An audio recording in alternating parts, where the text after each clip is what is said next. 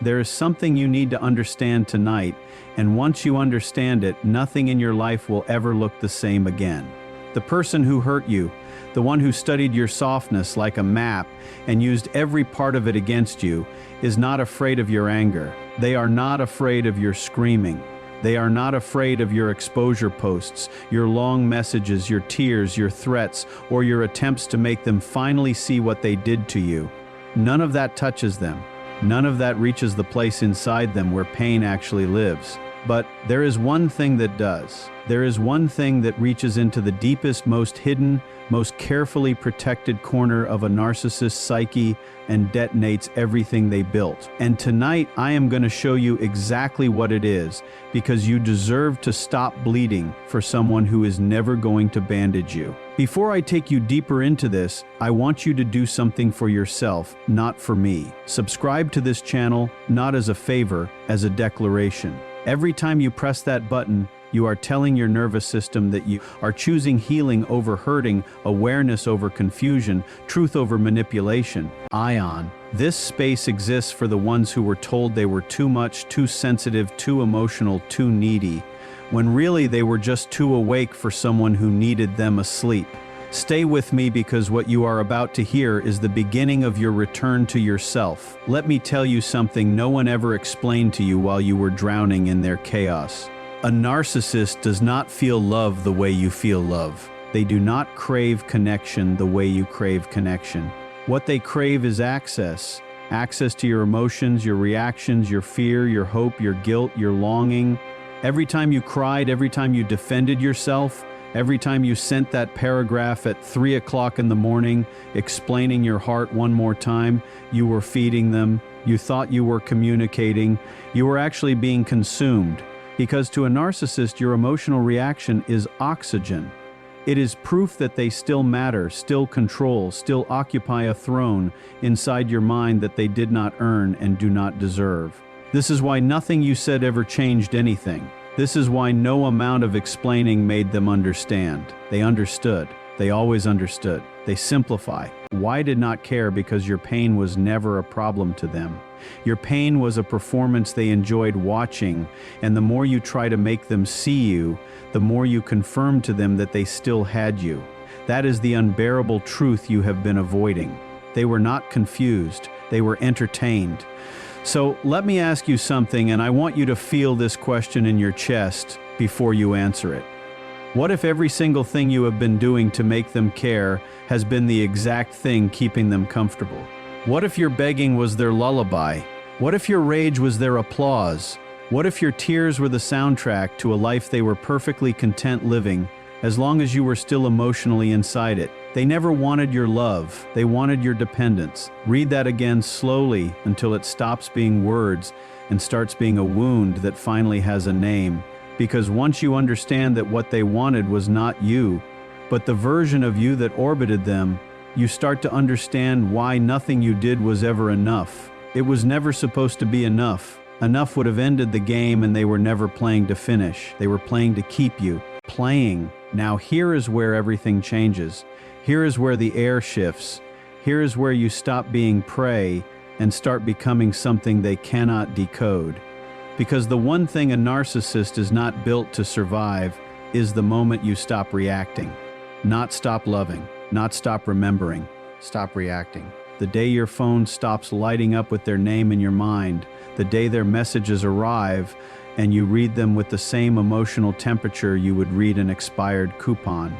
The day they walk into a room and your body does not betray you anymore, that is the day their entire architecture begins to crack. Silence, real silence, is not the absence of words. It is the presence of self. And a narcissist can manipulate almost anything, but they cannot manipulate a self that has come home. They can twist your words, weaponize your kindness, rewrite your memories, but they cannot reach into a soul that has stopped offering itself up to be touched. Your silence is the consequence they never prepared for, because in their mind you were the one who would always come back. You were the safe one, the loyal one, the one who forgave, the one whose love had no exit. And when that door finally closes, not slam, not announce, just quietly close from the inside. Something inside them collapses in a way they will never admit out loud. You have to understand the psychology of what is happening to them in that moment, because you have spent so long understanding their cruelty that you forgot to understand their fragility.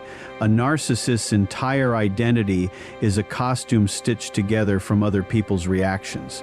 Every time someone admires them, fears them, chases them, or breaks for them, another thread holds the costume together. You were not just a partner, a friend, a child, a sibling to them. You were a mirror, and the moment you stopped reflecting, the moment you turned that mirror toward your own face instead of theirs, they began to disappear in real time. That is not poetry, that is clinical reality. Without supply, the false self starves, and starving false selves do not go quietly. They rage, they hoover, they smear, they cry, they threaten, they reappear with new masks, new apologies, new versions of the same old hunger. But underneath all of it is one terrified question they will never speak aloud. Why is it not working anymore? The moment you stopped chasing, the power shifted, and you did not even have to lift a hand. You did not have to expose them. You did not have to humiliate them. You did not have to win some imaginary court case in the minds of people who were never going to believe you anyway. All you had to do was stop bleeding in the direction of someone who was thirsty. That is the revenge that actually lands. Not because revenge was your goal, but because freedom, real freedom, looks like revenge to someone who only understood you as something they owned. I need you to hear something else, because there is confusion that keeps survivors stuck for years. You think you want them to suffer. You think you want them to feel what you felt. You imagine them on their knees, finally understanding, finally apologizing, finally seeing you. But that fantasy is a trauma bond wearing a costume. Because if they suddenly understood, you would still be emotionally tied to their reaction. You would still be waiting on their movement to feel resolved. You would still be the one whose peace depends on their behavior. That is not freedom. That is a longer leash. Real freedom is when their suffering becomes irrelevant to you. When air apology, if it ever came, would land on a heart that has already moved on without it. When their understanding, if it ever arrived, would feel like a stranger knocking on the door of a house you no longer live in. Healing is the revenge they cannot survive. Because while they're still performing, still scanning for new supply, still rehearsing the same patterns with someone new who has not yet seen the script, you are quietly rebuilding a self they no longer have a key to. You are sleeping through the night. You are eating without your stomach in knots. You are laughing without checking the room for their mood. You are making decisions without running them through the filter of how will this be punished. You are becoming a person they would not even recognize, because the version of you they knew only existed under their pressure. Take the pressure away and a whole human being rises out of the ashes. That human being is the one they will never get to meet.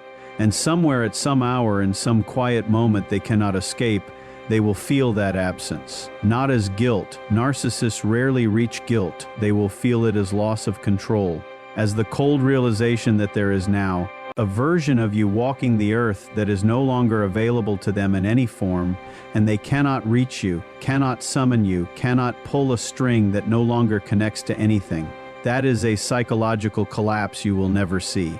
But you will feel its echo in their sudden reappearances, their flying monkeys, their nostalgic messages, their birthday texts, their dramatic crises that conveniently require your attention. Every one of those is evidence. Evidence that the silence is working. Evidence that your healing is unbearable to them. Evidence that you have become the one thing they were not designed to handle. A person who walked away and did not look back. Your peace became their punishment. And here is where I have to be honest with you about the trauma bond, because this is the part most people will not tell you. The reason it is so hard to leave, the reason your body aches for them even when your mind knows the truth, is not weakness. It is biology. They conditioned your nervous system through cycles of cruelty and relief, through intermittent affection, through manufactured highs after deliberate lows, until your body started to associate them with survival itself. Leaving did not just feel like losing a person. It felt like losing oxygen. That is not love. That is a chemical hostage situation. And you are not crazy for feeling it. You are not weak for missing them. You are a human being whose nervous system was hijacked by someone who studied how to hijack it. Naming it does not free you immediately, but it begins the loosening. Every day you do not contact them. Every day you do not check their page. Every day you do not rehearse imaginary conversations with them in the shower. The bond loosens by another thread, and one day you will reach for the feeling and find it gone. Not because you forced it out, because you finally stopped feeding it. Indifference is more powerful than hatred, and I want you to understand why. Hatred still requires them. Hatred still keeps a chair reserved for them at the table of your inner life. Hatred is just love that got betrayed and refused to leave the building. But indifference, true indifference, the kind that arrives quietly after months or years of work, is the death of their relevance. They are no longer the villain in your story. They are no longer the ghost in your bedroom. They are no longer the referee, NCE point for your decisions. They become what they always feared becoming: forgettable, ordinary, a person you used to know. And there is no insult in any language that wounds a narcissist more than being made ordinary by someone who once thought they were everything. Now, I want to talk to you about identity because this is the final piece, and it is the piece that seals everything. Somewhere along the way, they convinced you that who you were was a problem. Too sensitive, too dramatic, too much, too little, too loud, too quiet, too soft, too cold. Whatever you were, it was always slightly wrong, and the correct version was always just out of reach, conveniently shaped exactly like whatever served them in that moment. So you began to edit yourself, you began to shrink, you began to perform. And after enough years of performance, you forgot which parts were yours and which parts were the costume they handed you. Reclaiming your identity is not a single decision. It is 1,000 small returns. Returning to the music you loved before they mocked it. Returning to the friends they isolated you from. Returning to the way you used to laugh before you learned to laugh quietly. To opinions you used to have before you learned every opinion was dangerous. Every return is a brick removed from the prison they built inside you, and every brick removed is a piece of power they no longer have access to, because here is the final truth, and I need you to carry this with you when you leave this video. A narcissist cannot control someone who knows who they are. They can only control someone who is still asking them for the answer. The moment you stop asking, the moment you become the source of your own validation, your own truth, your own definition of yourself, the spell is broken. They can stand in front of you and say anything they want, and the words will fall to the floor like leaves in a season that no longer concerns you. That is not coldness. That is sovereignty. That is what it looks like when a person finally remembers that they were never the problem. They were the prize that was taught to beg. So tonight I am not going to tell you to forgive them. I am not going to tell you to send them peace. I am not going to tell you to wish them well. I am going to tell you something more powerful than any of that. Outgrow them. Outgrow them so completely that the person they hurt no longer exists for them to reach. Outgrow them in your mornings. Outgrow them in your boundaries. Outgrow them in the way you speak to yourself when no one is listening. Outgrow them in your softness, your strength, your standards, your stillness.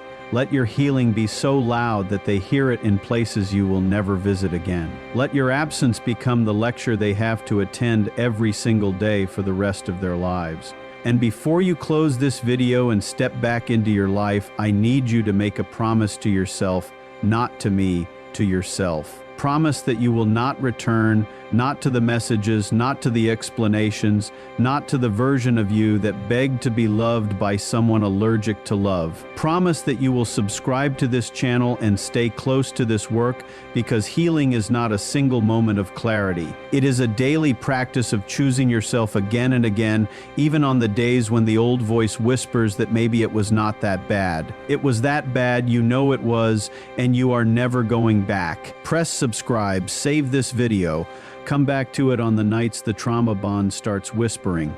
Share it with the one person you know is still trapped in a cycle they have not yet named. And then go live the life they cannot follow you into, because your freedom is not just your healing. Your freedom is the loudest, final, unanswerable sentence in a conversation they thought would never end. And tonight, quietly, completely, without warning them, you just ended it.